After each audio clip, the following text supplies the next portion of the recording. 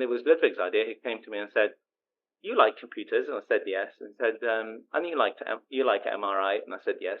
"Why don't you do a PhD in brain connectivity and DBS?" And I said to him, So I just, on the back of an envelope, just looked up components and looked up costings. And I went to Ludvic and I said, "I want to build a supercomputer."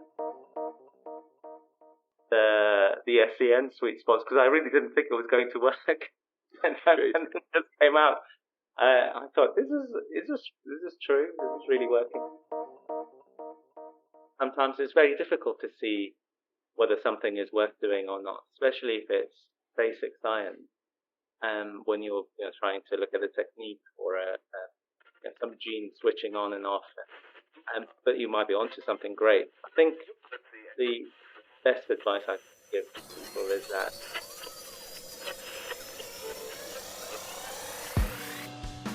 Welcome to Stimulating Brains.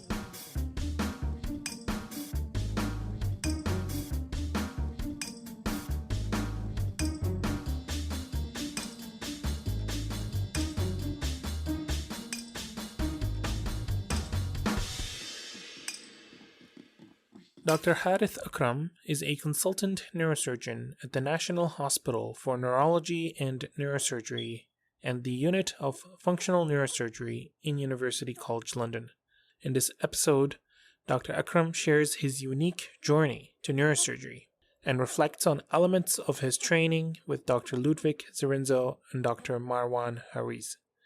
He also shares his thinking behind one of his key papers regarding the STN symptom-specific Sweetspots from 2017, now cited over 200 times. We also discuss his involvement in the 4-lead OCD project published in Biological Psychiatry, his interest in thalamic segmentations based on tractography, the development and design of the FAT1 sequence, which is an MR sequence enabling better surgical targeting, and a lot more. I hope that you enjoyed this episode as much as I did, and thank you for tuning in to Stimulating Brains. So Harith, thank you so much for joining this episode today, and it's really a big pleasure and honor to talk to you. And I always start with free time. Any hobbies or anything you do and not in the operation theater? Yeah, so I thought about this. Unfortunately, I do have quite a few hobbies, but not a lot of free time. so I have a lot of hobbies that kind of are sometimes dormant for a few weeks and months. But I found myself attracted to things that require a degree of being slightly obsessive compulsive, as you know, as you would understand in our field. So before we started, I just mentioned that there might be some humming sounds because the room upstairs, I'm making some beer. Oh wow! Yeah, and this is one of this is one of my best hobbies and most productive hobbies. Because you actually produce beer, and why does it hum? Well, it's it's something called cold crashing. So once you've finished fermenting the beer, you drop the temperature down to 3 Celsius, and that then clarifies the beer. So you end up with a lager that is clear and without any kind of big proteins in it. So that's what you can hear is my glycolic chiller humming in the background. That's great. I think we can't hear it, by the way. But any name for the beer? Does your beer? Oh yeah. So we've this one we haven't named yet, though someone suggested the name Delirium Tremens, which might or may not be suitable, but I haven't named that one. But yeah, I just find it interesting because there's a lot of biochemistry, and I think probably you, like me, when you were at school, you loved the chemistry lab and the physics lab. And no, of course. And I get to have a small lab at home where with beakers and make how many bottles do you produce in a batch typically? How does that work? Typically, so I have about 90-liter capacity. Okay. Each go, which so you get up to 100, 130, 140 bottles. That's cool. And depending on the size of the bottles, obviously. Sure. Do you give them to friends, or do you drink them all, or how does that work typically? Well, yes, I give them to friends. Most of them end up getting drunk here in-house. I also, I have to confess, I have a very accommodating wife, so I also have a bar in the house, Fantastic. a proper setup bar. So when you come around to stay at ours, you come to the bar and when we have a discussion and then pull you a pint. So now I'm very motivated, of course, to come visit even more than before. Well, yeah, of course. I mean, you have, because you have the German beer experience and the Bostonian beer experience, I guess. Yeah. So you come and try the London craft beer scene here. Beer. And yeah. And then you tell me what you think. And I also I know you also very much invested in photography, and I think you mentioned a few other hobbies. So maybe you can talk a bit more. Yeah. So photography is one of those other hobbies that require a lot of tinkering. And this is why I'm really interested in it. I mean, I love taking photos. I think I'm not. I'm a frustrated artist, I guess. Because I tried to sketch and draw, but I'm really not that good, sadly. so with taking photos is much easier, and you get to collect kits, and you get to collect the lenses, and then. Sure. You play with a lot of parameters, just like when we, do processing. A lot of, and when you take a scan on an MRI scanner. Yeah. And other hobbies, sailing, which is something that I've taken up recently.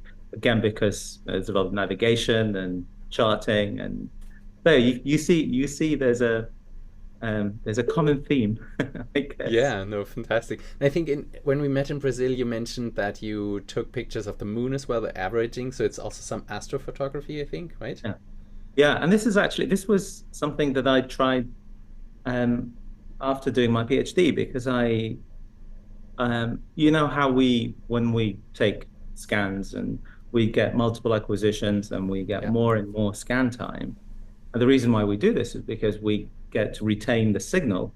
So if your scan doesn't have a high signal to noise ratio, the more scan you get, the more signal you get, because the signal is consistent, right? It's not going to move that much, whereas noise is random usually.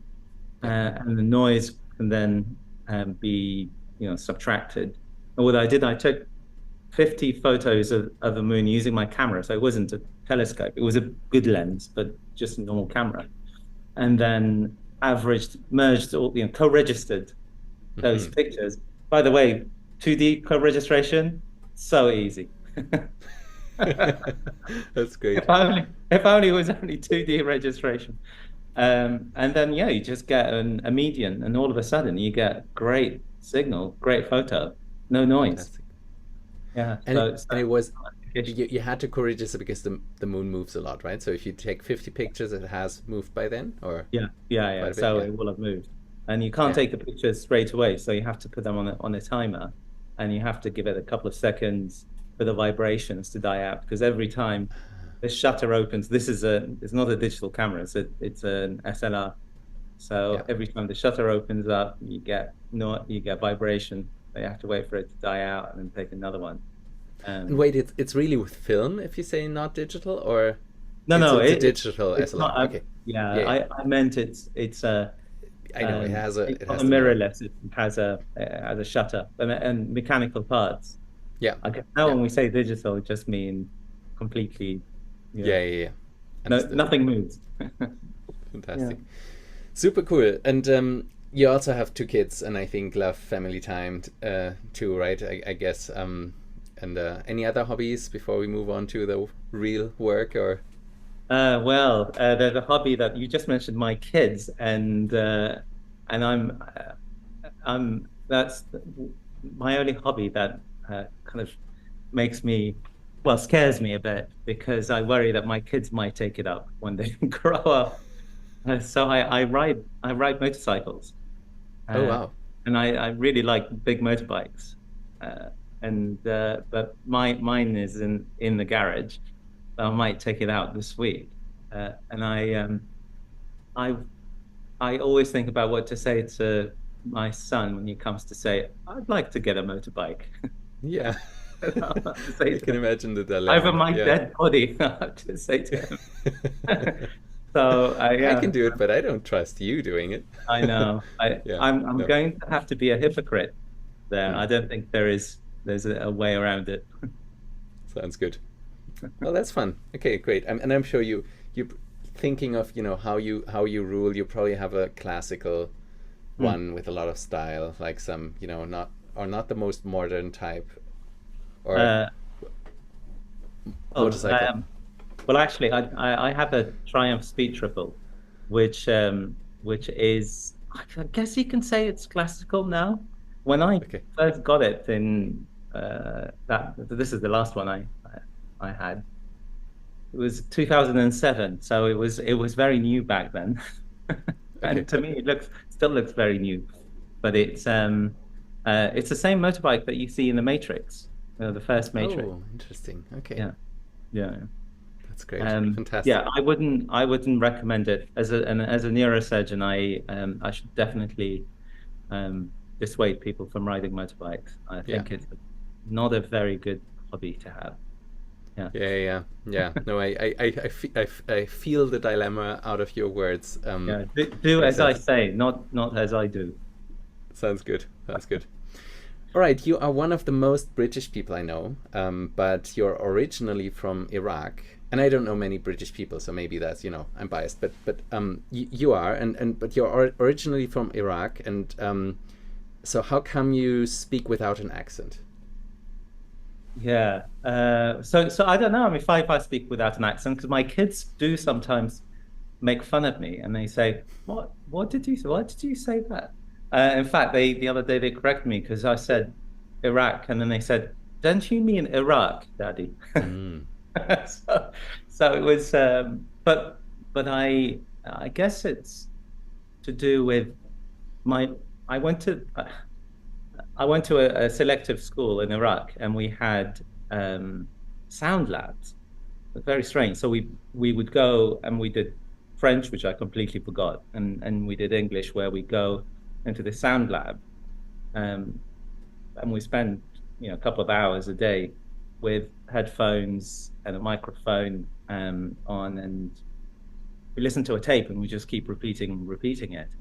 And we all thought it was a bit weird until after the fall of Saddam, they found some secret government documents that suggested that the school might have had a secret program to train agents for the Iraqi government, or something like that.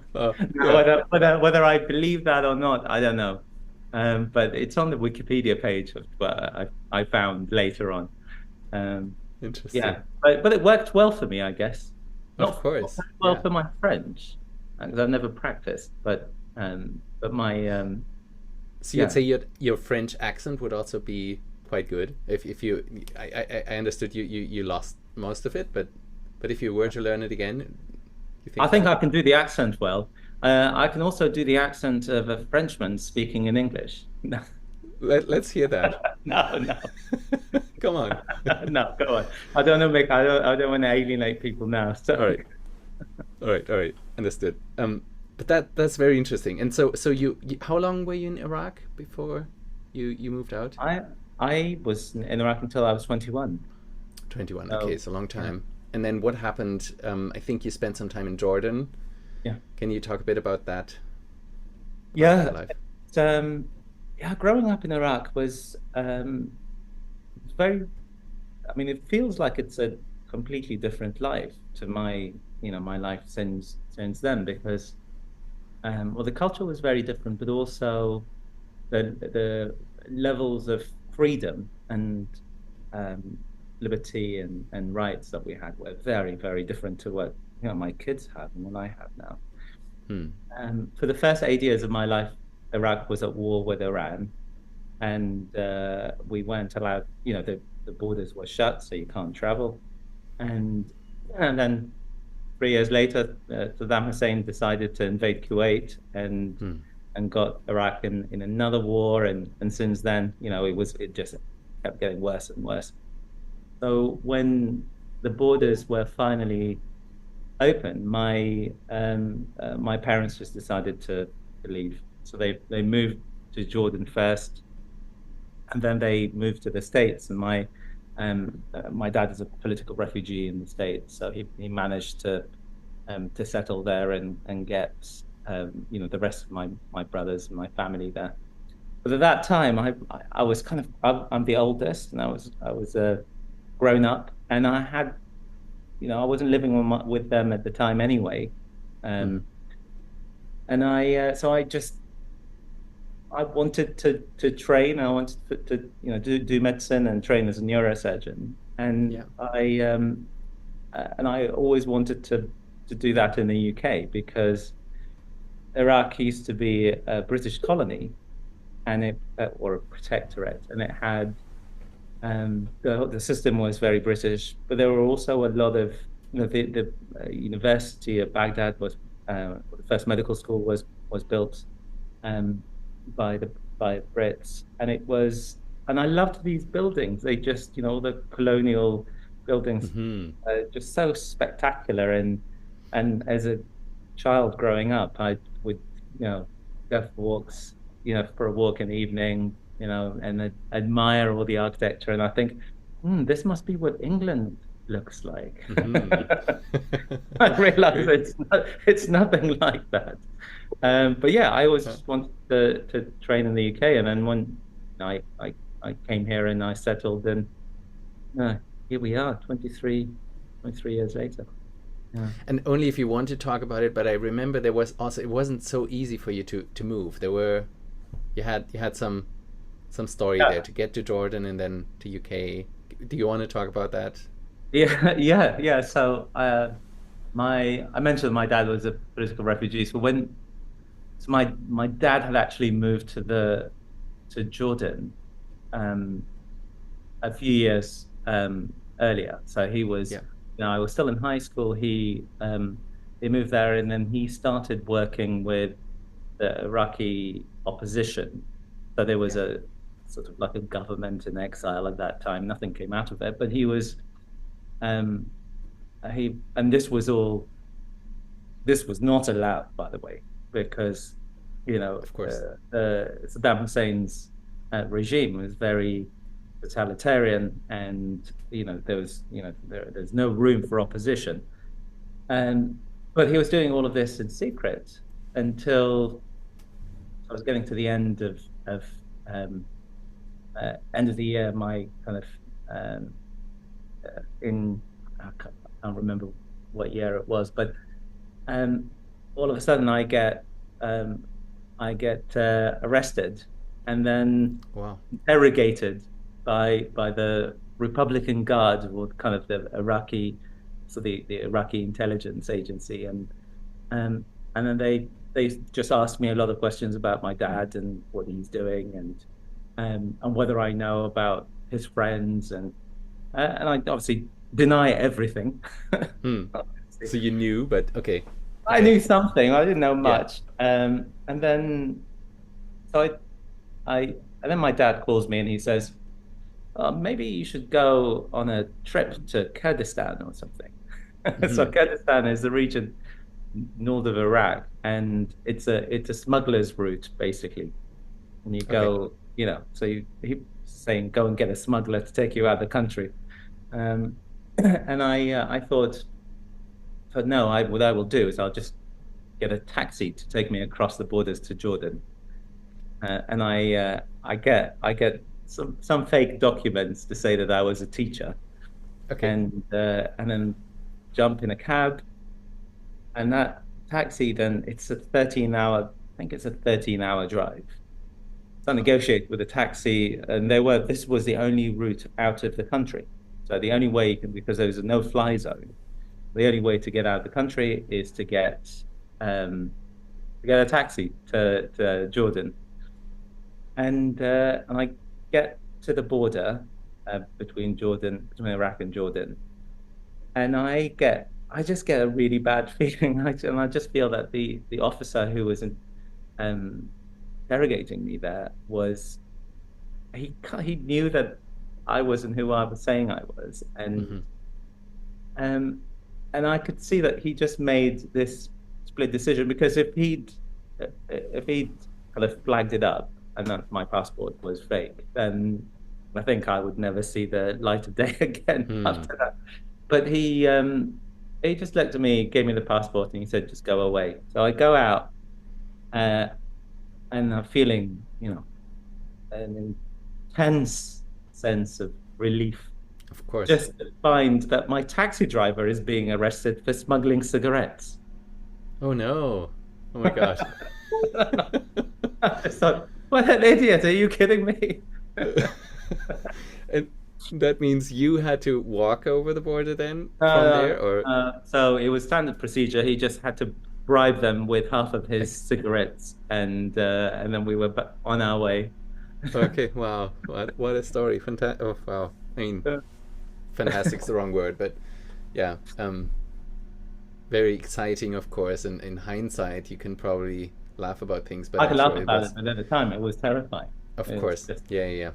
Okay, yeah. So and then you managed to get to Jordan with your family for a while, but then you said, okay, I'll go to UK, and I think your aunt was in the UK. Yeah. So she was my dad's aunt, okay. And she settled in the UK in the 80s. I think her husband was the Iraqi ambassador in Washington. Yeah. So she's very, very glamorous. Right, she's in her 80s. She's an incredibly glamorous life. Fantastic. And I say ambassador because we used to have a monarchy in Iraq, constitutional monarchy, and it was during that time. So she had photos on her wall of her as a young lady with the king, and with American presidents and all sorts. And yeah, so she just said, well, look, you come and stay with me, and until you get a position and you find your own place. And I traveled, and she was in Jordan, so we traveled together to London, and then we go to her place, and her place is amazing, and it's in a really nice part of London called Kensington. And she has two butlers, and I just think, I'm just a young kid, and I think, oh, I can get used to this. I think life in London is good for me. But sadly, it didn't last. Yeah. After 3 months, I was out and on my own, and then the real struggle started. I'm sure. Yeah. And remind me, you had med school done in Iraq and then started residency in the UK, or? Yeah. So I went into med school when I was 16 in Iraq. So I jumped 2 years during primary education, secondary education, and then so started at 16, finished at 21. Wow. But I've not practiced as a doctor for a day in my life. Yeah. And in fact, even during medical school, I used to go to one lecture a week. I used to go to all the labs, but I used to go to just the neurology lecture, which I just absolutely loved. I'm really a frustrated neurologist, You're a frustrated artist and neurologist already, but you're a happy neurosurgeon, I'm sure. I'm a happy neurosurgeon, yes. And so how did you get in? How did that work? And then, how was your career like? Who were your key mentors and all that in the UK? A lot of it was just chance. So chance encounters, and I think, now looking back, because obviously I have the years behind me, and I can look back, I can appreciate that a lot of decisions that at the time I thought I was actively making, but really what was happening is that I was just in the right place, the right time, with the right people. And also I just found my way being attracted to the things that I liked, that I also happened to be good at. And then, but you have to have the opportunity to do that. Sure. So you just have to be really lucky. Up until my last year of secondary school, I was convinced that I was going to be a mechanical engineer because I loved machines. And actually my other career that I wanted, so I didn't know whether I wanted to be an electronic engineer, so in kind of doing circuits and whatnot, or a mechanical engineer. And then I decided that mechanical engineering is for me because I really like fixing machines and building machines. And then the time came to make a decision. But I just really liked, I just wanted to be a medical student because I saw that medical students have the most fun of all the other students, right? And then I went to see the engineering college, and it was just all men. It was just boys. There was only one female student, and I just thought, I don't know if this is going to be for me, because I was also in an all boys secondary school. Yeah. So I thought, if I go into medicine, I can be a surgeon, and it's sort of like an engineer. And then circuits. Yeah. Well, no, but at that time I thought I'll be a heart surgeon because, that's very cool to be a heart surgeon. I thought being a heart surgeon is very clever. I mean, I've since changed my mind about how clever you need to be to be a heart surgeon. Hopefully no heart surgeons listen to this podcast. It's unlikely. Okay. Yeah. We're safe. It's really just a bit of plumbing. So what happened during med school is that one of the first people I met that got me really excited about neurology was just the neurology lecturer that we had. It was just very clever, and his approach to solving, to kind of clinical diagnosis was just really, really exciting. So we'd go through the symptoms, and this is at a time when we didn't have that many investigations, right? I mean, we're talking, this is, still, so 90s. So no access to MRI scans, some CTs. We really needed to be hot on your diagnosis and kind of interpretation of history and symptoms. And I loved neurology, but I was torn because I also wanted to be a surgeon. That was the whole idea of going to med school. Yeah. Until someone said, well, look, how about neurosurgery? But that's sort of like a neurologist who operates on the brain. And neurological surgery, right? Yeah. So I thought, oh yes, that's exactly it. Again, that was not true, but I thought, okay, I'll do neurosurgery, and really that was it. I finished med school. I was convinced that I'm going to come to the UK, train as a neurosurgeon. Cool. And yeah. Did you just apply to that, or did you make contact, or did research bring you in, or how did that work? Yeah, it was at that time, and I think it still is. It's very, very difficult to get a training number. So the UK system is very well, or used to be at least, very strict on the number of trainees that are admitted to training programs. That's because really at the end of the day, we're a small island. We don't have that many qualified neurosurgeons, so something between 350 to 400.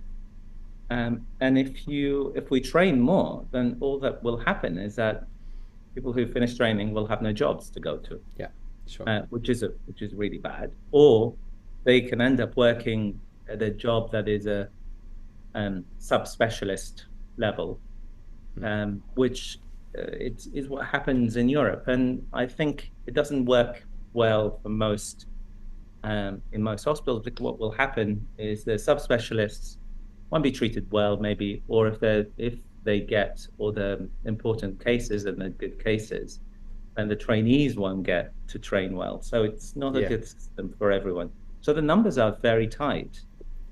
And when I applied, the chances were 1 in 200 to get a training number. But again, I just think I was really lucky on the day, and I managed to get that one ST4 training number. So I was very very chuffed, very happy about it. And once you're a trainee, that's it. You're in the system until you finish. Yeah, that sounds great. And then so you obviously, I think most people know you trained with both Marwan Hariz and Ludvic Zrinzo in London. One of the DBS centers worldwide, certainly.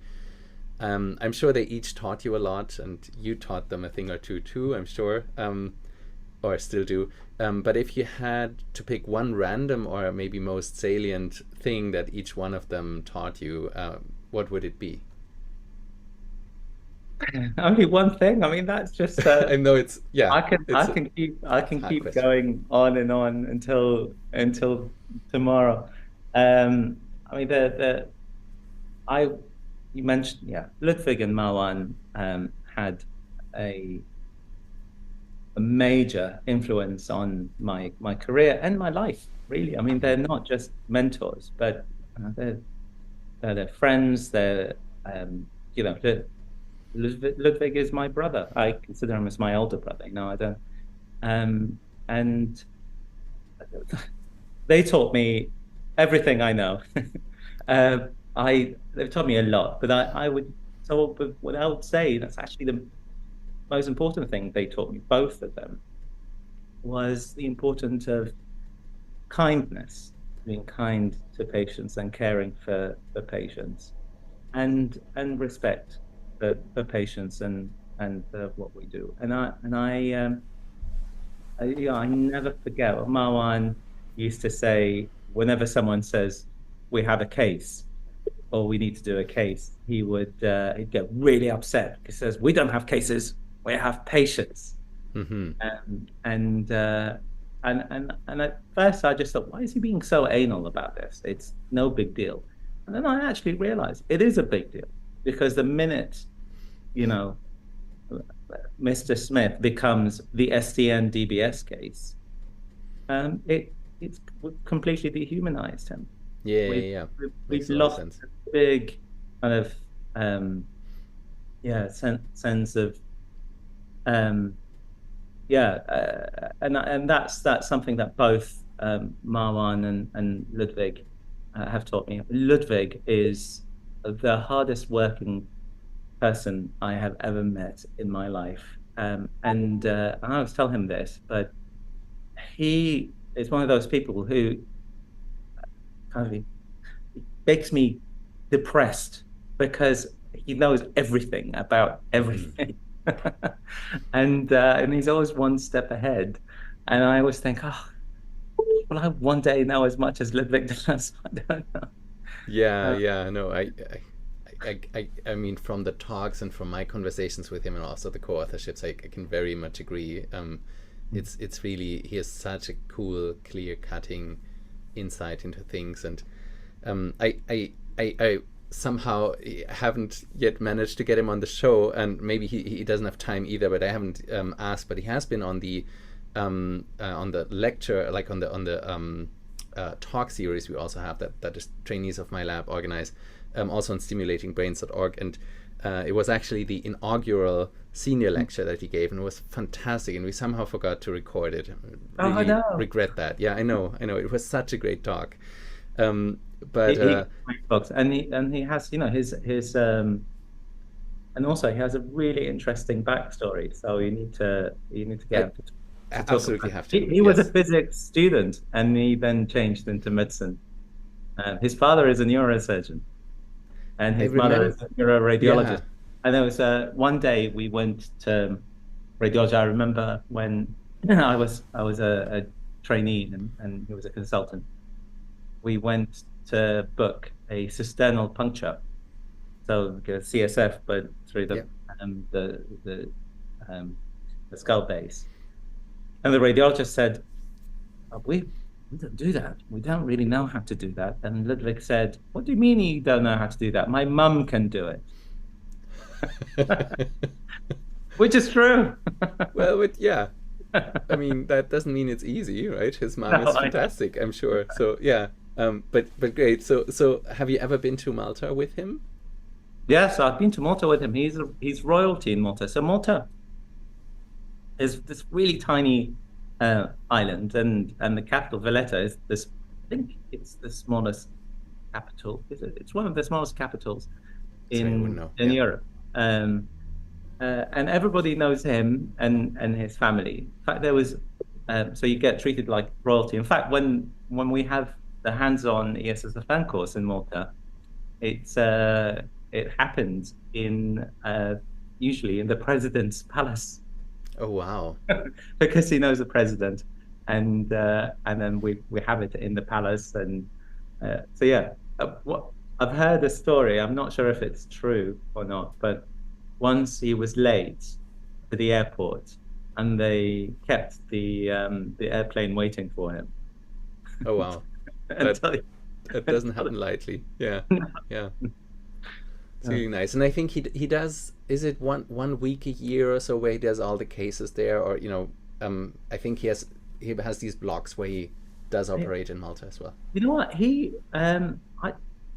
the truth is I can't tell you because Ludvic is everywhere and he's doing I think he goes as I said, he's one of the hardest working people I know. He goes he would operate on weekends on his days off, and at the same time he'd be giving a lecture online and managing the unit, and so I'll certainly try to get him on the show. It's been on the list for a long time anyways. So and then Marwan has left to Umia a while back, and I think he was there before, right? Came from Sweden to you guys, and then first of all, do you miss him? And then second, I think Marie Kruger has recently joined your team, and she was also on the show already in episode 28. And Marwan has too. How has the transition from this 3-surgeon to a 4-surgeon team then been? And how was the change of Marwan leaving and Marie coming? And how's that all working out? Yeah. I mean, that's I miss Marwan all the time. And the weird thing is, I still sometimes find myself wandering into his office to just expect to see him there. Really? He was one of those people who was always there. And in fact, he would sometimes used to stay in his office and sleep on the sofa if he was worried about a patient. Which I don't know a lot of professors who do that. But I miss him a lot. He emails me at least once a week. He sends messages all the time. So we're always in touch. He also has a very interesting backstory. I'm sure you've had him on the program, but I have not asked about the backstory. I missed that. He was even 3 times on the show already, but we talked more about science. Well, he used to be a gynecologist. I didn't know that. Yes, that's interesting. Yeah. So he used to be a gynecologist, and then he changed career. When was that? How old was he? Do you know? I don't know. I can't tell you that. But he was a gynecologist. Interesting. Can you imagine? Yeah. No, very interesting. And now we have, so he started the unit with Patricia Limousin in 2002. And then the unit grew and grew, and then Ludvic joined, and Ludvic really also expanded the unit very quickly, massively. And then Johnny Hyam joined as a surgeon, and me, and now the latest appointment is Marie Kruger, who's we managed to steal from Europe. And it's fun that you say Europe now. I guess Brexit has kicked in, and you're not part of it anymore. From the mainland. From the mainland, Yeah. But She was leading the team in St. Gallen already, right? In a small Swiss town. Yeah, yeah. So she's my office wife. We share an office, and she's just the full package. I mean, brilliant, very conscientious, very well read, great with patients, great with colleagues, very smart, very hardworking. Again, it's one of those people who kind of make you self-reflect, and you think, I need to do that. I need to. Well, come on. I mean, you are I very think she'll much. be happy if I tidy up the office more. That's my her expectations of me. Makes sense. Well, you know that you are very much the same type of person that makes you feel small if you talk to you. So it's always so enlightening to discuss things with you, and so yeah. And I understand you and Marie went to university together. We did. We were in med school in Freiburg. Both of us graduated the same year, and we did some things together, but weren't like very close friends. Not because we didn't, it was 300 people, so it was not, I think we got along really well, but it just never happened that we became more close. But then at some point I found out that there's this Marie Kruger, now a neurosurgeon. I think she was in Seattle, no, in Canada, in Vancouver. Back then, and exactly, and so I messaged her and said, "Are you the same one?" And then she also I think she had heard about lead DBS before, and so she was also surprised that I was that, and then we met up at conferences and have been in contact since, and more again, and it was always fantastic to exchange ideas with her. And again, she was on the podcast too. So yeah, really cool team you have there, and I think it's also each time I see a talk of yours, it is I think somehow you make all the right choices, right? And that wouldn't mean that I would do the same. It's just seeing them, I think, oh yeah, that was smart, and that was smart too. And that with the imaging you set up and all that, and the way you do things in London, I think you followed the tradition of Marwan and then Ludvic, but you also contributed a lot there. So let's move more towards the science of things. And my first question is, who is Gilgamesh, and why did you need to build him? Okay, Gilgamesh. So Gilgamesh, in history, this was it was a Mesopotamian demigod, right? He's what Heracles or Hercules was based on. Very similar story. So it's the same recurring story, that kind of half man, half god on an epic quest to find the spring of eternal youth for his injured friend Enkidu. And that's where I got the name. This is where the similarities end. It's just the name. But I started my PhD in 2012, and it was Ludvic's idea. He came to me and said, "You like computers?" And I said yes. And said, "And you like MRI?" And I said yes. He said, "Why don't you do a PhD in brain connectivity and DBS?" And I said to him, I don't know anything about brain connectivity. And he said, "Well, you'll pick it up. You'll learn." And very quickly we put a team together, and it was a very, very good suggestion. And in fact, Ludvic had that in foresight that this was going to be important. So I started playing with data and got acquisitions, and then I tried to process the data, and I realized that it takes 2 weeks to process one data set. And that was very depressing, because there was no way I'm going to manage a PhD with with that. That was the global tractography from Tim Behrens that took so long, right? Yes. Okay.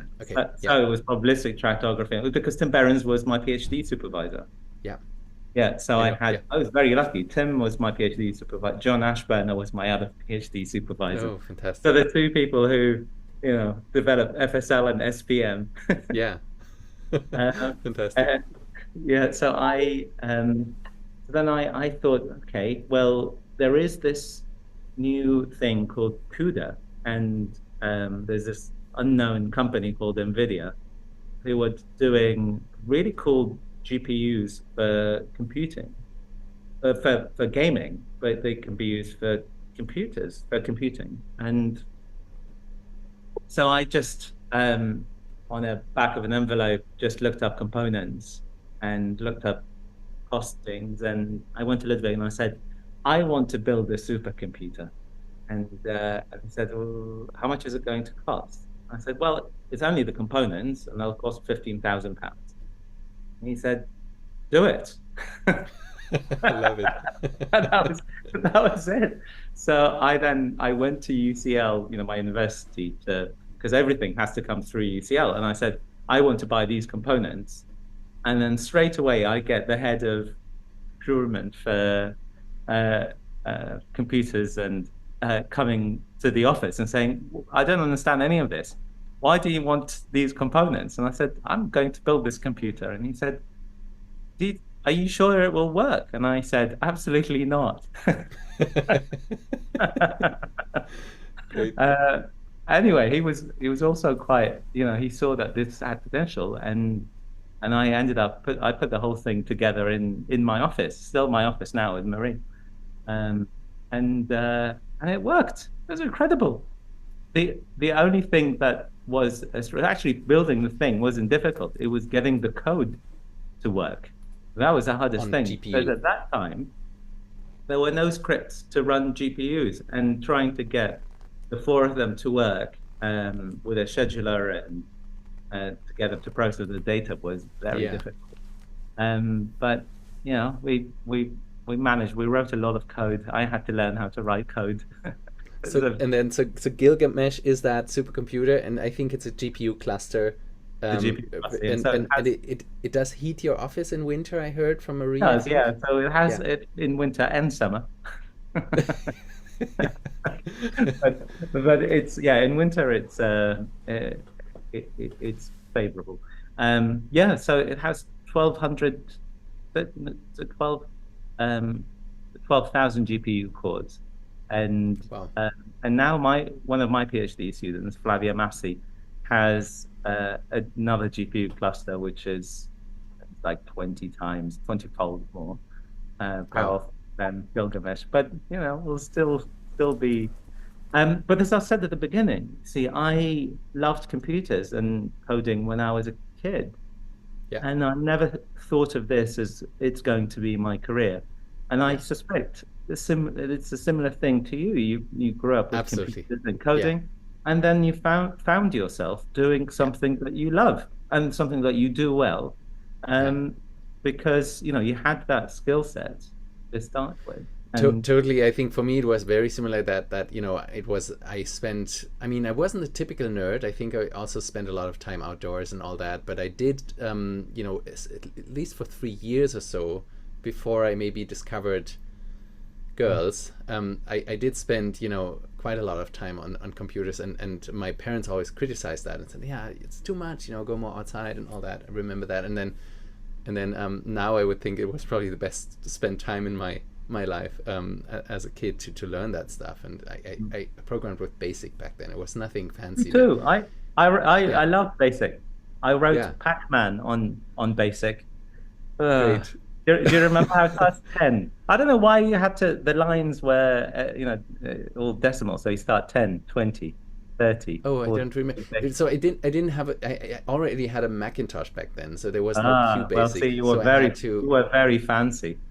I was not. I think at the time it was not cool. It still had Motorola chips and all that. It was really not a good time for the Macintosh. And my father had it, and that's why I had it. And so my father realized there's QBasic free on DOS, and I don't have that, but I need something similar. And he ended up buying something called True Basic, and it was very similar, but I don't remember if the lines were lined that way. But it still had the go-to stuff where you had to jump to lines. The go-to is this is how you learn to do loops. And now when you code, it's the most important thing. You have to do loops.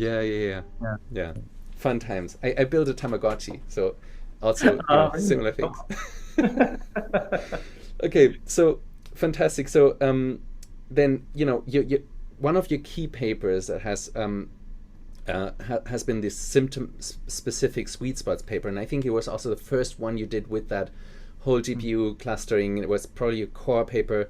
It was from 2017 and now cited over 200 times. What was it about? What did you find? Has it maybe changed your surgical practice? Yeah, that paper. So we were all working on similar things, weren't we? In the same line, and I think all our papers came out more or less at the same time. At the same time, looking at.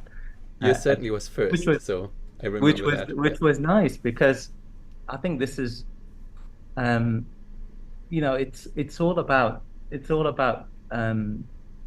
reproducing work. So I was reproducing someone else's work, and then my work gets reproduced, and then that way you can validate it and have trust in it, especially if we're going to use this on patients, right? This is not just an exercise.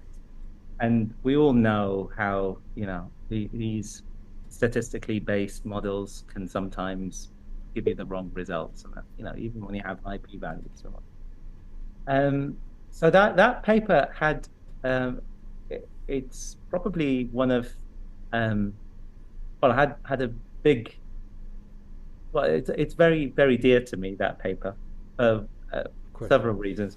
One reason is I worked with the engineers in Oxford to develop some of the methods back then when developed, the sweet spot identification and all of that. And so Stam and Sard in Oxford at Flimrib. And I just love those guys, because they think in a completely different way to neuroscientists. Engineers have just a very much problem-solving approach, and they look at the problem without any emotions. And for us, it's very difficult. We have so much baggage and hypotheses, and they don't have hypotheses. It's like, this is a problem. How do we solve it? And also, they go to the pub every time I go to see them. We brainstorm and we work on ways of solving the sweet spot identification problem, and then we go to the pub, and they can drink.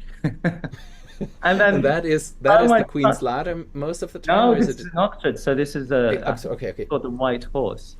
I see. Okay.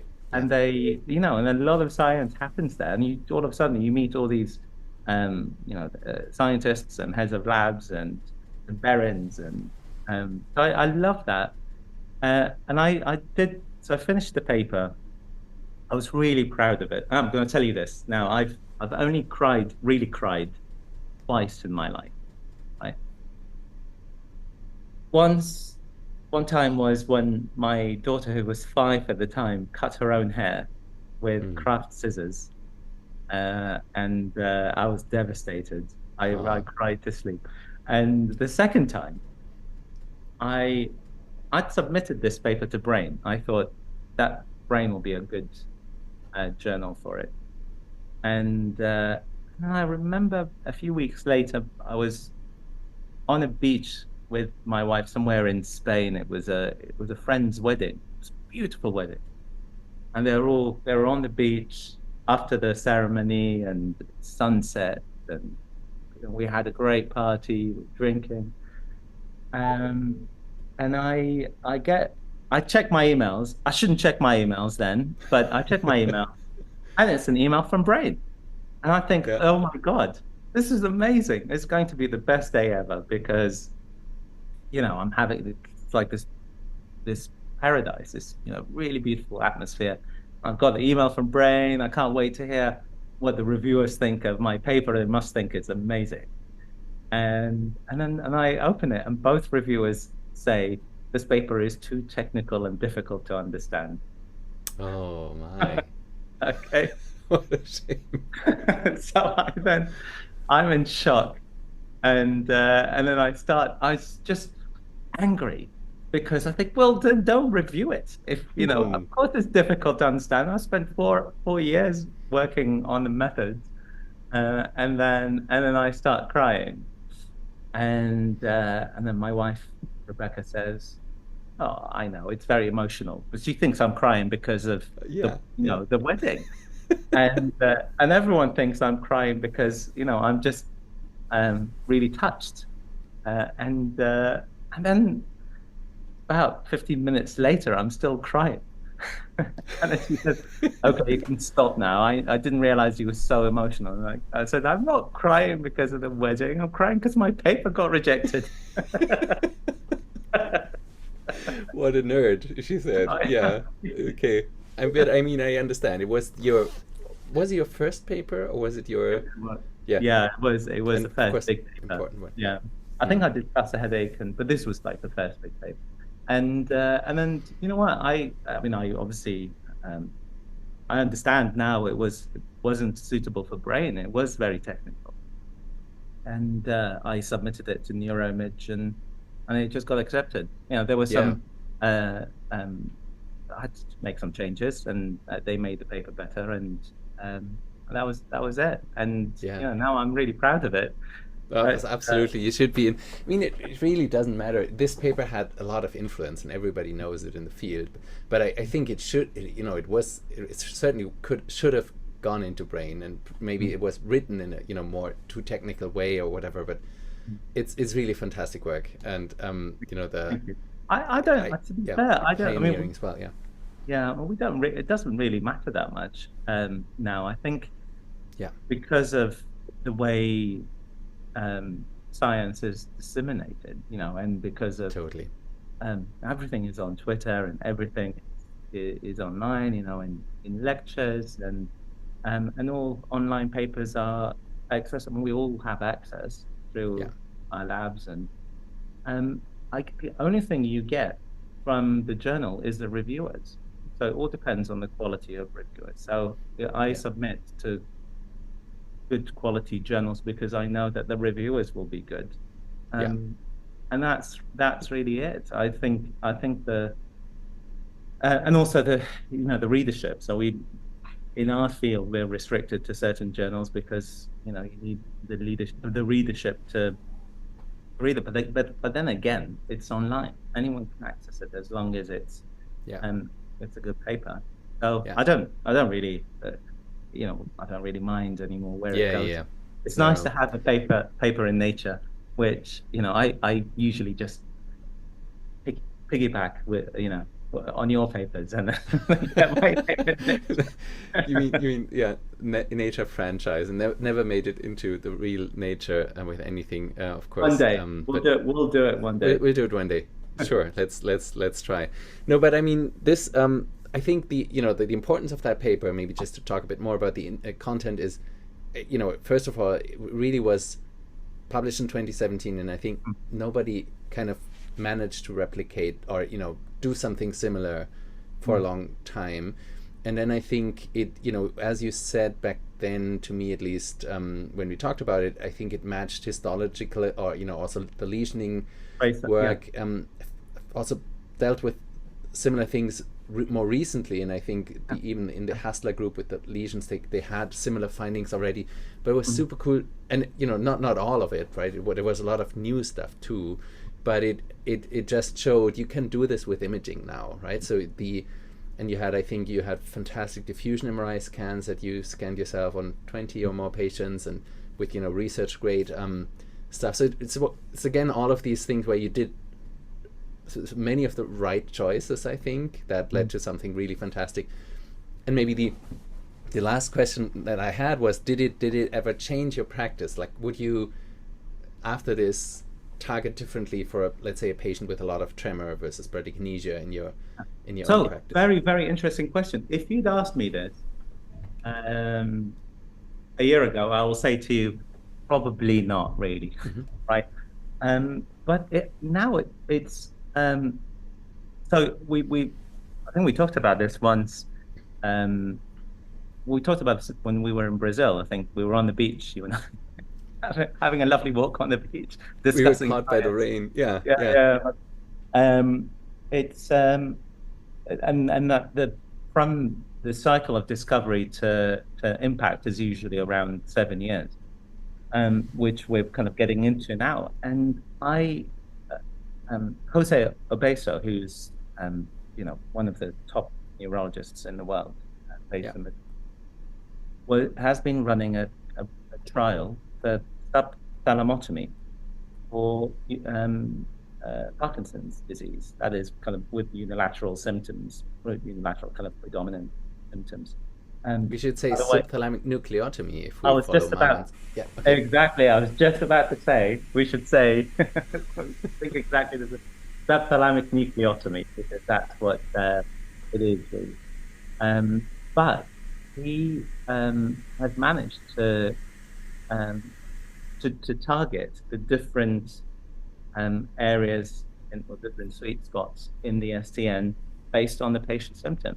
And he said the normal the target works well for bradykinesia and rigidity, but not for tremor until they targeted that from the tip of the superlateral STN, which is what we showed in the paper. Yeah, and that worked, which I felt very, very proud and humbled. Yeah, fantastic. Yeah, but it seems that and if we look at the old literature, it's full of gems. Right? Yes. We tend to dismiss old papers because they didn't have MRI scans, but actually, one of my interests is pain, neurosurgery for pain.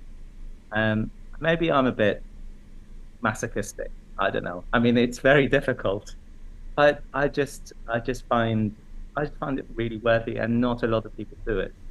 So I started reading the old literature, and the science that was done in the 60s, 70s, and 80s was incredible. Without access to, they were very meticulous at documenting, mapping out thalamic mapping and all the Haskell stuff. Incredible stuff. So I think some of a lot of findings are documented in old papers might come in handy in the future, even if they weren't at the time. And the sweet spots in my paper from 2017 really didn't, because even in the paper I say, fair enough, there are 3 different sweet spots, but they're both covered by one single DBS. Sure. So there is, it doesn't really change your practice, but when you have the ability to target in such high level of precision with focused ultrasound, then it makes sense. It makes a difference, I think. This is nothing has been shown. Obviously, there's no strong evidence, but I think it's interesting. It might have an impact that way. Yeah, no, absolutely. And I think there are projects around that, right, with the FAST data that I've heard of from Obeso, maybe others as well, where they look into symptom specificity and all that. And so I think I could not agree more with the older literature. The one key difference of many differences, right? But I also think what's sometimes super rewarding is sometimes you read a paper from that, for example, Hassler School. For example, there's a 1960 brain paper from Hassler's first author, and it's about 10 years of their experience, all summed up into one paper. So that's so rewarding to read all that knowledge, right, condensed into a single paper. Now we don't do these things anymore. Sometimes there are these retrospective kind of long experience papers, but typically it's so fast what we do, right? So a single paper doesn't give you as much condensed knowledge anymore, I feel. And you're totally right. They had to, work with anatomists, and he was a pathologist and all that, right? So they say, they even say bradykinesia maps to Brodmann's area 6A alpha. Yeah. Which I don't even know exactly what it means anymore, right? We lost that kind of granularity with MRI somehow. That's true. Yeah, that's true. Yeah. And the other thing that you see you read in old papers that you don't see in new, or the other way around, I guess. And I don't know how you feel about when you're reviewing a paper and then the conclusion says, this is the first time that this has been, and I just think, I don't know if it is the first time, because I don't think you have read the entire, you're not Marwan Hariz, you don't know all the literature. Yeah. And I just find actually sends the wrong message, that rather than saying this is a good study, it's saying this is the first study. And it's not a race.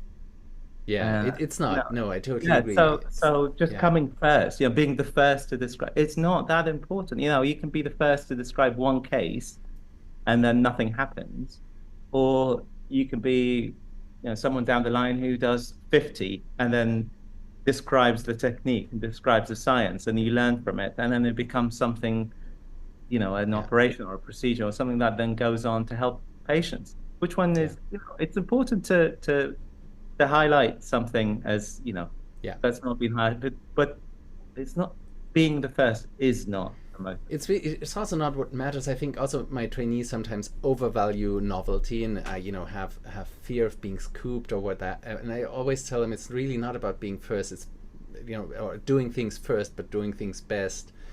And then even if you're not first and you're not even better than the last one, I think there's still value in just replicating things and looking at it from a different angle. So I totally agree that maybe this is also something that has changed a bit in the landscape, that novelty is not as important anymore. I mean, it's still, of course, you have to have some contribution, and I get that, but it's not the key thing that it's all novel, right?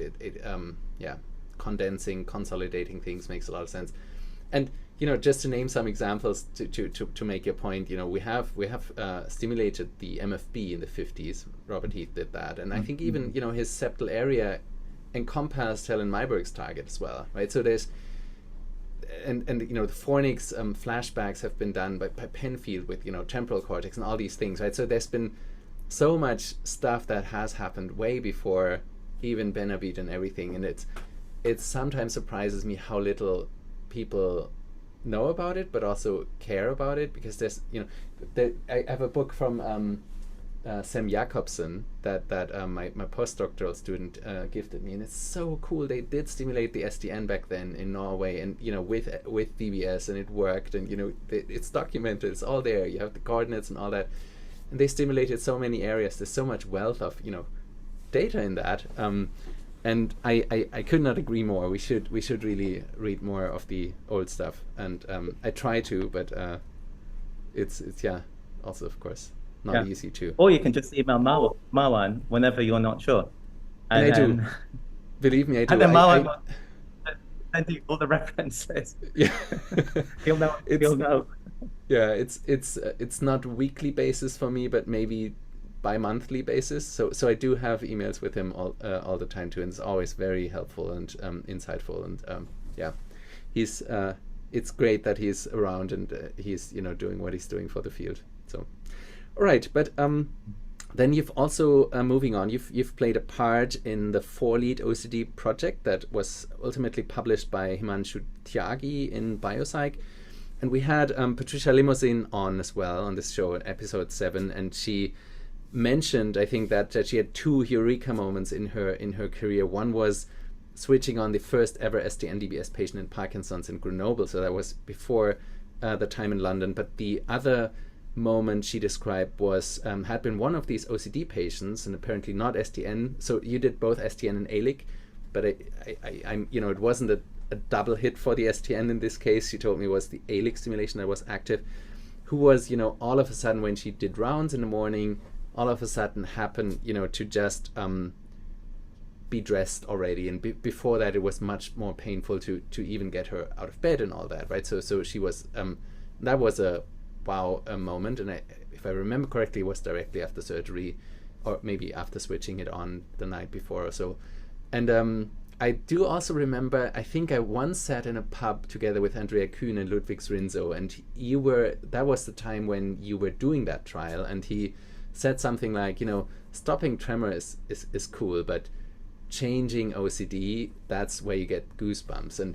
And so can you talk a bit about that trial, what it meant to you, what were your take-homes, and maybe new developments in that line with OCD in London?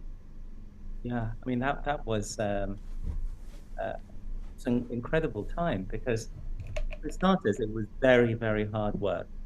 So the 6 OCD patients that we recruited were very refractory. They had, on a white box scale, all in high 30s, and institutionalized, and so just doing the normal things, consenting a patient before surgery was really difficult, and you needed to have a lot of time to, because you can't rush these patients. The other thing, and it was just really moving to see how affected they are, how disabled these patients are. I had, I'll give you an example. One of these patients was had contamination, contamination, and she had to get to the MRI scanner. All these patients had high angular resolution diffusion imaging and resting state fMRI before surgery, and that takes an hour to do. Just to walk in from the door of the MRI scanner to sit on the MRI scanner, and that took 45 minutes. Wow. There was just so many rituals and things that we needed to do, and so these patients were very disabled. And this particular patient had so many different recurrent episodes of urinary failure because she wouldn't drink water. If she drinks, she needs to go to the loo. If she goes to the loo, that's a 4-hour ritual. Mm-hmm. She prefers not to drink, and then she has renal failure. It's just devastating. And then that same patient after surgery, you switch them on, and they're a completely different, very different person. And I say this, actually, let me just qualify the statement, because in OCD, you can see that there is the person there, but they're being completely held back by their symptoms and their obsessions and compulsions. But there is a person there who just wants to get better and get rid of all of this, and then all of a sudden that person is free. Mm-hmm. And it's just you have to hold back. Basically, you can't get too emotional after these, because but difficult, hard work for the patients. We were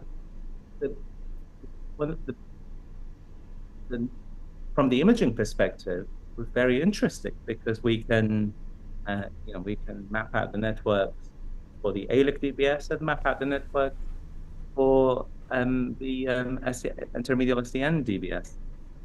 By the way, let me tell you this. I'm not sure if I've mentioned this before or shown you the figure. I also thought, wouldn't it be cool if I map out the connection between the two networks? So I did, and I generated a figure, and then time came to submit it to biological psychiatry, and then Eileen Joyce and I think the editors as well just said, I think there's just too many figures. We need to cut one of them out. And I just thought, okay, well, we'll just cut out this the common network between the two networks. I think you mentioned it. Yeah, it's totally makes sense. And I mean that the two are connected in hindsight makes a lot of sense, right? We know there's the it's just the internal capsule that also but see the difference is, I didn't at the time, I didn't think it was important. That's why I agree. I just didn't see. Sure. I didn't have the foresight that you had. You obviously looked at it and you thought this is obviously important, and then it turned out to be very it's a great paper. And actually, I'm on that paper too, so I'm not. No, I know. So I mean, so you made right decisions too, when I made wrong decisions. No, that's not true. I mean, I don't want to talk about my stuff as much, but maybe just to briefly mention it. For us, it was really a surprise finding, because we had worked on the ALIC cases from Cologne, And then, we saw when we were working on the STN data for a different project, which was actually the one now published, the STN multi thing. It was independent. And then we saw that track that we had just published for the ALIC pop out to be correlated with symptoms. So it was really this, it wasn't even the idea to bring them together. And we saw this and said, this is the same thing. And then, of course, it makes sense that they are connected, right? There is the frontal projection. So it was a surprise finding for us. And then, we could show the cross estimate in that paper that you were on, and also helped a lot with. And so yeah, it's So I don't know. I guess Yeah. at the end of the day, because you've asked about Eureka, and I think I'm not sure I like that term, Eureka. I think the term the most important expression or term in science, I think, is that's funny. Yeah. So you kind of hang on a second, that's funny, and then and that's how it's just a lot of discoveries in our field just came from pure serendipity. Yeah, absolutely. Marwan has a great paper on that. Sometimes, yeah. So when you looked at that track and you thought, hang on a second, that's funny. What's that's that funny. Yeah. Doing? And then, there you go. Nature paper. Yeah. Fantastic. Yeah. So no, but maybe can you talk a bit more about your general take, more from a clinical perspective? DBS for OCD, is it worthwhile? Does it work? Does it work for everyone? Which target is best? Or what are your take homes? It seems to be DBS for OCD seems to be a very good treatment in the Netherlands. So Rick Sherman and his colleagues, they've done, I think, the biggest number of patients, and for them, it seems to, maybe it's just the patient group is not as demanding as our patient group. And our patients were very unwell.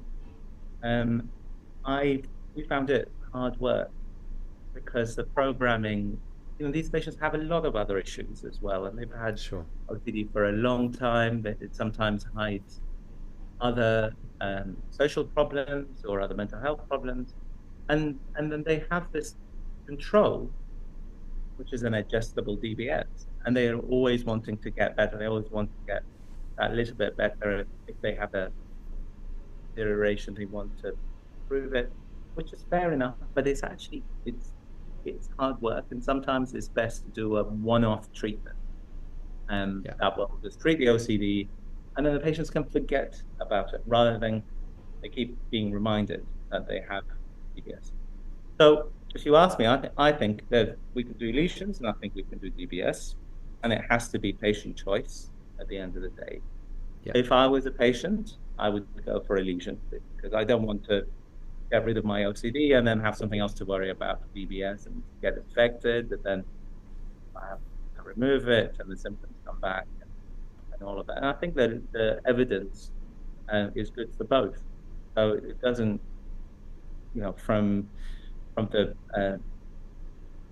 all the data that we have, and there was a paper that Ludvic published a few years ago that showed that there isn't that much difference between DBS and lesioning for OCD. If anything, the more severe cases respond to lesioning more. But it has to be patient choice at the end of the day. Yeah. And if you're going to do this, it has to be done in a very thorough, meticulous way, led by neuropsychiatry,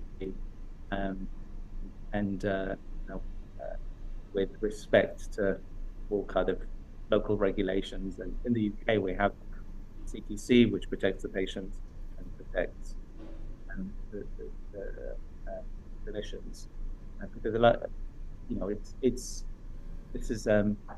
quite specialized treatment.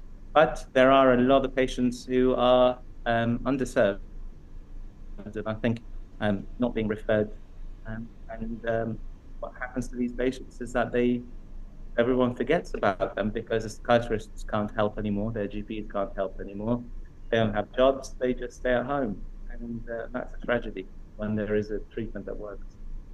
Yeah, absolutely. All right, so I it's a very interesting point you bring up with lesions, and I totally agree, especially with patient choice. It could make a lot of sense to have a one and done procedure. This is a bigger topic, but I think there's a lot of pros and cons for both, and I very much agree that for some cases, for some patients, it can make a lot of sense to think about lesions too.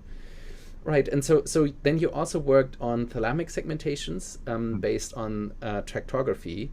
That maybe was your second bigger paper on using the same Gilgamesh and global tractography method, I think, but you took a slightly different route, I think, to segment the thalamus. And I remember there was, the DRT connection, but also M1 connection. And I think if you said that the optimal target is where they coincide.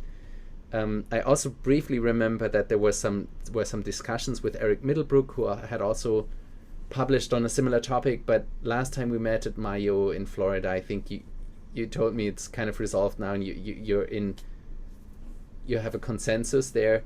Can you summarize a bit how you think about thalamic DBS and maybe what that discussion was about? Yeah, so that was a very heated discussion with me and Eric, I think. But Eric is a great guy, and he's done so much, in imaging and connectivity, and we had very, very interesting discussions online and offline ever since. So in a way, that work got us very close together, which is one serendipitous byproduct of the work. Great. So I'm really glad that I got to know him and consider him a friend. When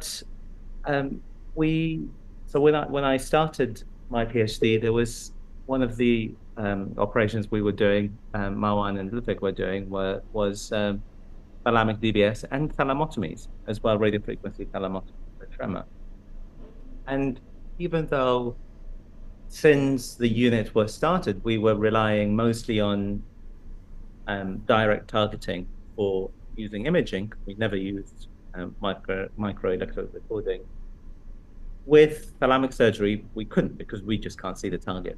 So we had to use ACPC coordinates. And I remember just going, and it's such an amazing operation to see. I'm sure you've seen loads.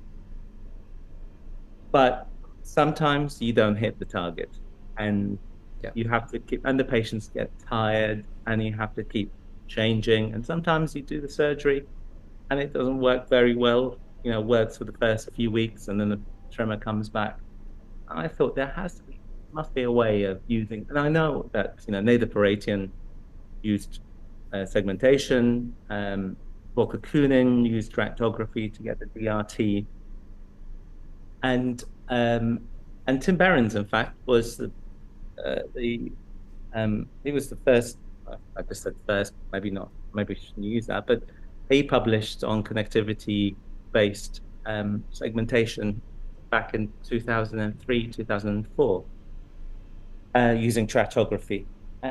I thought, well, why don't we, if we know that the DRT we know that the contralateral dentate is a hub, why don't we use that to segment the thalamus as well as the cortical region? So I added that, and the problem of using deterministic tractography is that you can't get the crossing using deterministic tractography. So I thought I'll use probabilistic tractography. I'll create exclusion masks to get the fibers to get into the right place without constraining the fibers too much. And at the same time, I'll do the cortical segmentation. The other thing that I did differently was I looked at the hard segmentation algorithms. So FSL would use a hard segmentation algorithm to do that. And actually, because the threshold is fixed for all of them, you end up sometimes with a very strange looking map. So I decided instead of doing this, what I will do is I will just get the clusters segmented in the thalamus, and then I would apply thresholds, make them look anatomical, because I know what the anatomy looks like. And what we want to do is, we want to make these, the VP, VL, VIM to look anatomical in terms of volume, at least, without doing any hard segmentation. And sometimes there are no hard borders between some structures. So that's what we did. And I found that if you have, obviously the VIM will intersect in the VL, which is connected to M1. And that was great. And it used that for targeting. And we used it in surgery, and it worked most of the times, but not all the time. And I think at that time, the VIM connection because of a lot of problems with tractography, you'd see that the VIM is connected to SMA as well as the M1. And to me, that didn't make a lot of sense, because we know from tracer studies that not the case. And if you have hand tremor, so if you have hand tremor, the problem has to be something to do with the hand area, right? I mean, tremor is not complicated movement. You're not a program.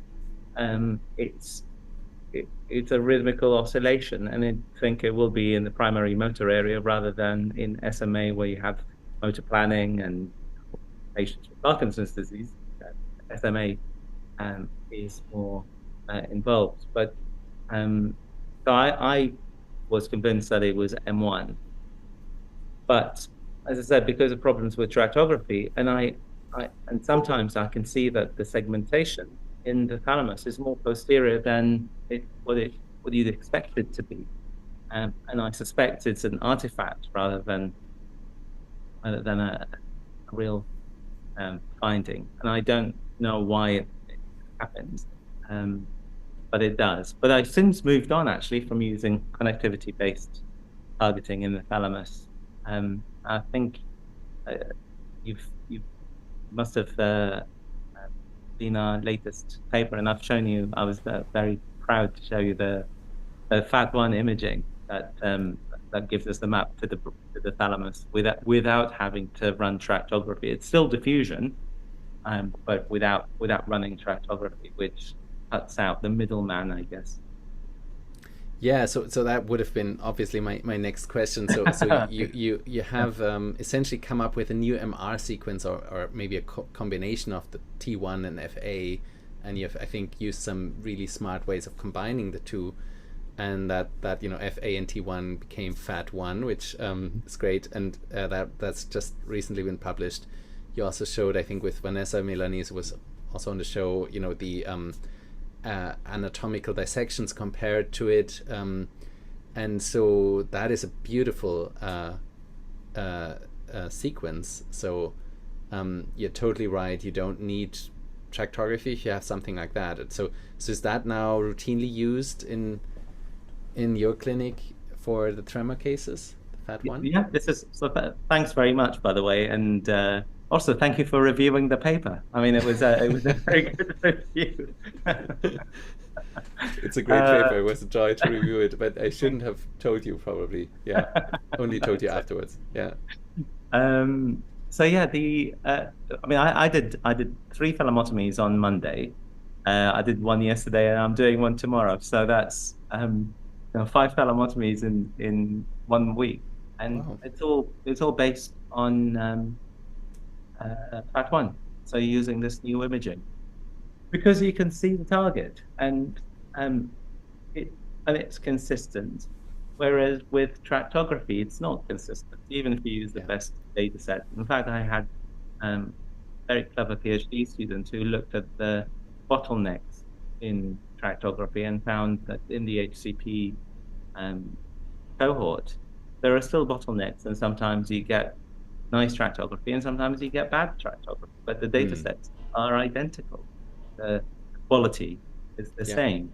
And that's what we found is that sometimes it just doesn't make sense. And I think, well, why doesn't it make sense? I mean, we haven't done anything different. But there are anatomical bottlenecks. There's a superior cerebellar peduncle, for example, if it's too thin, you don't get the fibers. I think I'm convinced that the size of the brain has something to do with it too. I don't know. But it's there are and perhaps just a level of degeneration in the DRT has something to do with it as well. I don't know. Interesting. But there is a signal on diffusion. That's why we're generating tractography that gives us results. So there's no contrast on an anatomical or structural MRI, but on diffusion MRI, there is segregation based on diffusion. And if we can just capture that segregation, and rather than try to model the tracts, just see it in contrast to the other structures around it, which is what we did, then that's the surgical targeting. That's all you need. I don't need to see, the whole DRT. I just want to see at one point, and I want to put my radiofrequency probe or my DBS lead or my focused ultrasound cursor on that point. Because that's what I care about. That's what the patient cares about at the end of the day. Absolutely. I totally agree. I think we had the F-Gautier, or there was white matter as well that had where you can see somehow the target, but I think in direct comparison your FAT1 is really it shines through. It's fantastic. So but the idea of using tractography in the first place I think is even a bit dangerous, and I sometimes worry, especially now with the FUS field. Everybody just does it, and maybe also people without training of diffusion tractography just apply it. It's so easy now with, let's say, Brain Lab and all that, and then the there's it's a distorted sequence, right? It's EP in the EPI sequence, and resolution is typically around 2 millimeters. So it's not perfect for stereotactic imaging. And I guess in your FAT1 you have really smart ways of registering it to a T1 in, I think, nonlinear ways. I don't know the details, but that makes a lot of sense to me, because there you would essentially take the T1 image as your shell, but then you can segment it based on that. But just applying tractography might even be dangerous in a way, I think, right? So I think it's very much the right strategy to use something that's more comes out of the box, doesn't rely on bottlenecks, on setting seeds and post hoc imaging. So again, another choice made right by Harith Akram, which really fantastic. But it's strange, because I spent the last 10 years doing tractography, and then moved to something. I still do tractography, and for some targets it's different, right? I assume that all the, for example, Helen Myberg stuff, there it's maybe the best we have, right? But I think for me it's specifically the critique was more for the DRT, which is a very thin and hard to reconstruct tract, and distortions and all that, and it's really about the millimeters and all that. So I didn't want to say tractography is bad, period, but for that target it's I completely agree with you. The DRT is very difficult to get right, especially using standard clinical sequences, which is, in a way, the problem with that, and the problem using tractography this way, is that if it doesn't work, then people will just say, well, tractography doesn't work, right? And it will just tarnish the field, which is what happened really in the oncology, neuro-oncology field. They were using tractography, the corticospinal tract, 15 years ago, first came out, and using all these neuronavigation platforms, and then they rely on tractography, and the patients get a deficit, and they just say, well, look, it doesn't work. So I'm not sure. I don't know what the field is at now in neuro-oncology. I don't do neuro-oncology, but I don't think tractography is a big tool because of that. So I think we're a lot more sensible in functional neurosurgery, and I think maybe because we are also very risk averse in functional neurosurgery, and our patients are not dying, and we have to make sure that we don't make them worse, which is why we tend to be obsessive about the tools that we use. Yeah, makes a lot of sense. So back in 2022, Mike Fox wrote an article entitled "The Return of the Lesion." I should declare I'm a co-author, but you who used as the first author, I was not central in that article, but the idea was that lesions may celebrate a comeback, and that's both for neuroscientific discovery with the whole lesion network mapping things, but also for therapy, with mainly fuzz being maybe the new kid on the block that kind of makes them fancy again.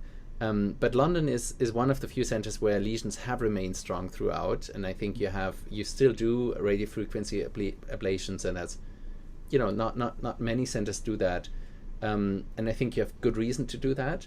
But you also recently bought a fuzz machine, and I think that's ramping up or has been ramping up. So how do you see the future of lesions, since you just mentioned you're going to do 5 thalamotomies this week? And maybe also one question on that is, are these RF ablations or fuzz or a mixture? Or so on Monday I did 3 fuzz. Yesterday 1 RF, and tomorrow 1 RF. Okay, so, interesting. So they're a mixture. So I think radiofrequency is king, right? And at least I was saying that's what I used to think, at least up until 2 weeks ago, when I was trying to target the centrolateral thalamus for pain. And then I realized that the trajectory for the centrolateral thalamus is quite vertical. And to try to get that using radiofrequency, we managed, but it was tricky. I had to do 2 trajectories on each side. So I think that in terms of targeting, radiofrequency is still definitely a lot more versatile, because you can get anywhere in the brain with a radiofrequency probe usually. And you can test stimulate, I think, in a better way. Stimulate. Right? You don't have to shave the head. We don't shave any hair. Okay. It's quick, it's cheap, and it's reliable, because exactly when you test and you're happy with side effects and efficacy. You know exactly how much you're heating the tip. You know that it's not going to go somewhere else by mistake. But having said that, focused ultrasound is still evolving. It's getting, it's getting better and better. And there's a new model that's come out recently.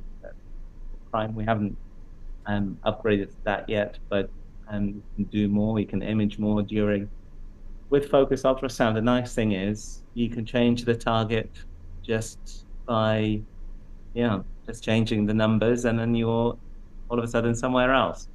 And that's something that we can't do with radio. And it's really nice to be able to just say, hang on a second, I have a really good result, but I think if we just go slightly more posterior and medial, I might make it better. And then you do that, and it's so easy with RF. That means taking the probe out and putting it in a different trajectory in the brain. So both tools have, like with everything, they have pros and cons. And patient choice still is very important. Some patients don't want to have a hole in the head, whereas other patients just think, I don't want to have my head shaved and get stuck in a helmet inside an MRI ball, which I hate, and I just want a quick thing. So I think both techniques are definitely here to stay, and I'd be very sad to lose either of them. We've never stopped doing. I think that we were in an advantageous position when we got the focused ultrasound machine, is that we had a very big experience with radiofrequency ablation. Of course. So we had the imaging all sorted already. We know, our targeting. We also know the testing, so we know what to expect when we test.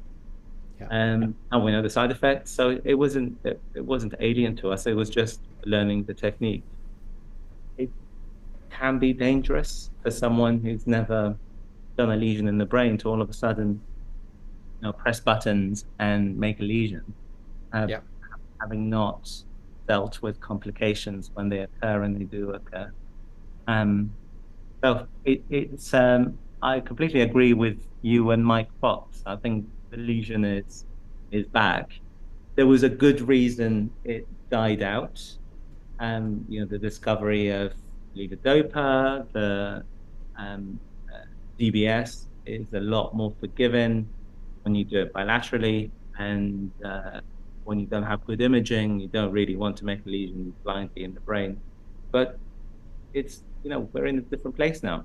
We have very good imaging, and we know the indications much better, and we can, for unilateral basal ganglia lesions, I think lesioning is a very good option if the patient chooses to have one. Yeah. Fantastic. And so maybe just one brief note on cluster headache, because I really wanted to briefly ask you as well. You have one at least paper on that, probably more.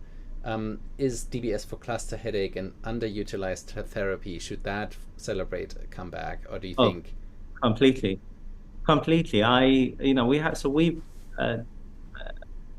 We're now writing a paper with 100 patients, cluster headache who had VTA DBS in Queen Square, and the results are consistent. These are patients who are very, very unwell with cluster headache. Cluster headache is the worst.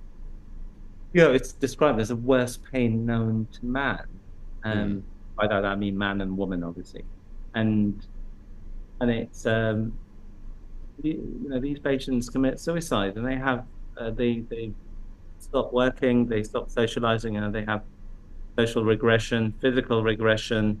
They end up with a lot of medical issues because of that, and if we can treat it, and actually this is one of the few targets that have been purely discovered by imaging, right? So the original paper from May 1998, Green Square, the PET study in patients with cluster headache attacks showed that the VTA lights up, and then Franzini stuck a lead in it, the patient with cluster headache, and it worked. So it's a target that was identified purely on imaging. I did not realize that. Great. Yeah. Yeah. I think it's underutilized. It's not difficult to do. I don't think there is there's a lot that can be changed with the targeting. We try to change the target at some stage, but it's a fairly consistent target in the ventral tegmental area, and it's a very debilitating condition. Of course, yeah. And then in general, pain is, as you say, one of your interests, and I think you also do cingulotomies for pain, and then sometimes for OCD. And you I think you once told me you have a theory that there might be something connecting the two. Only if you want to talk about that, because it's unpublished work. But what are your thoughts on that? Well, I think there is just like we have the default mode network and salience network. I think there is a mental agony, let's call it, network. That when you're in pain, whether it's physical pain, emotional pain,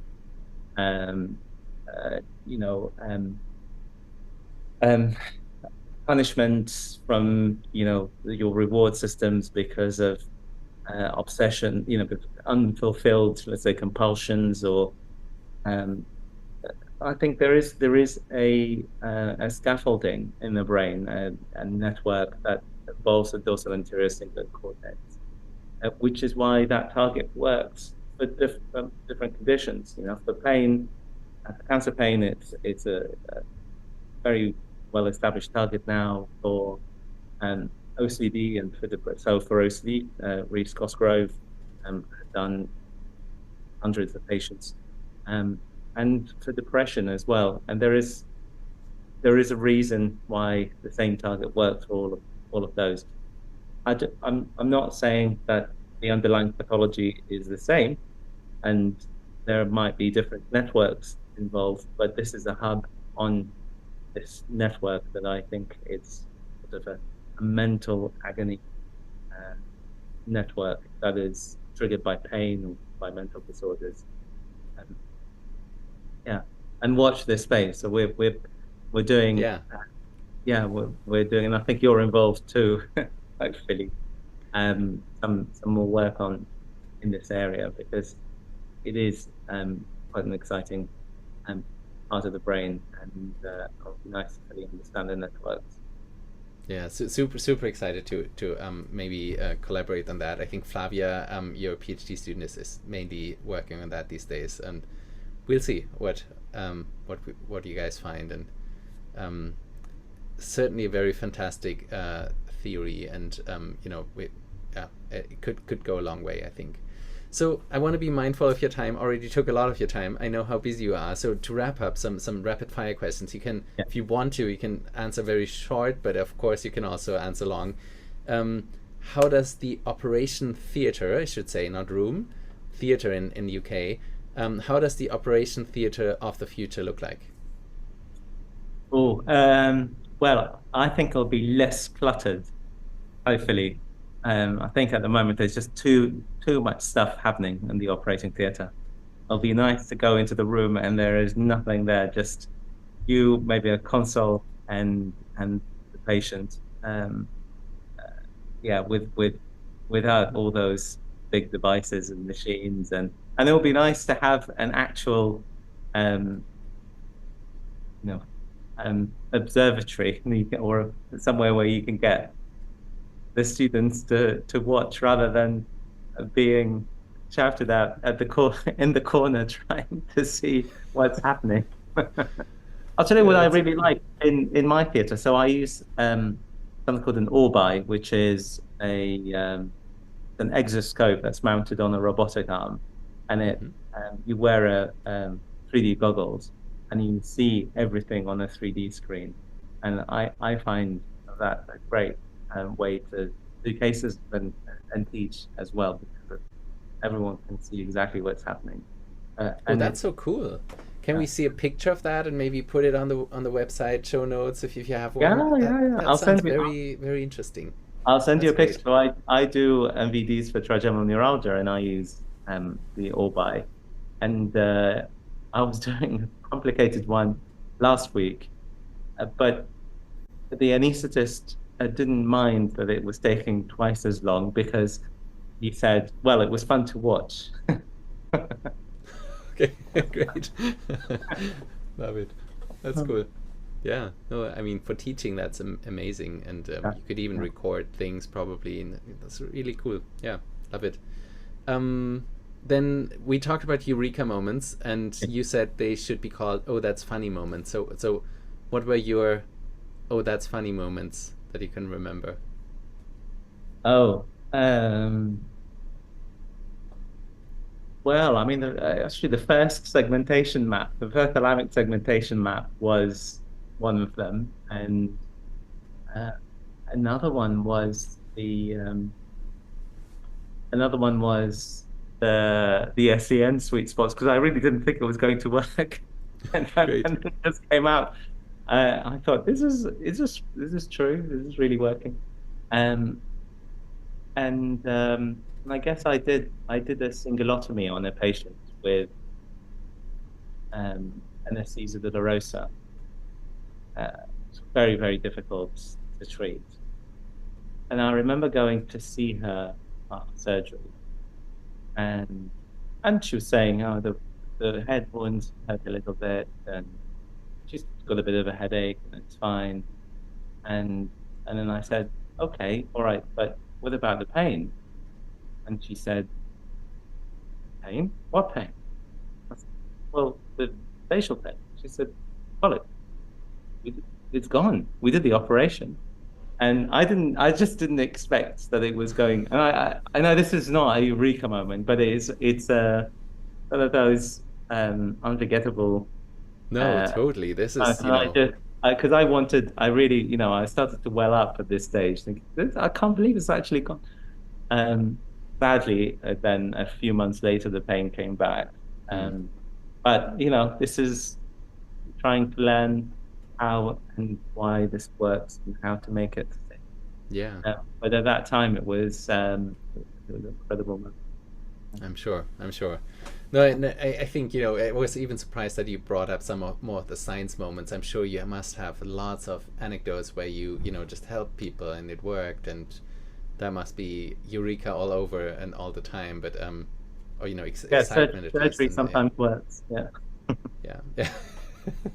Did you ever think about something that was a big waste of my time?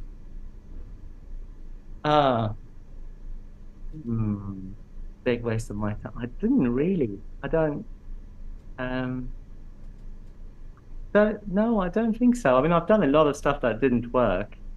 I tried to get into near-infrared spectroscopy, because I thought it's a good way of looking at cortical activity without having to have an fMRI, and it would be exciting in DBS as you can do it in the clinic.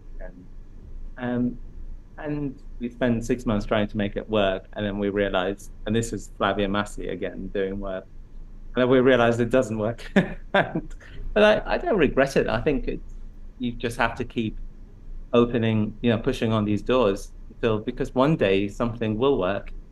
So I don't consider anything wasted time. It's interesting that it didn't work, because I always thought the same thing, that should be the optimal method. It's optical, right? You don't have artifacts from the DBS electrodes and all that. But so maybe in brief, can you say why not? I think there are even some published papers. I'm even a co-author on one from Freiburg where they did make something work, but you're saying it's not interesting. I just think it's not sensitive enough yet, because we managed to get the hand area very easy, very nice. But switching DBS on and off didn't make that much difference to the signal. It's got the same signal.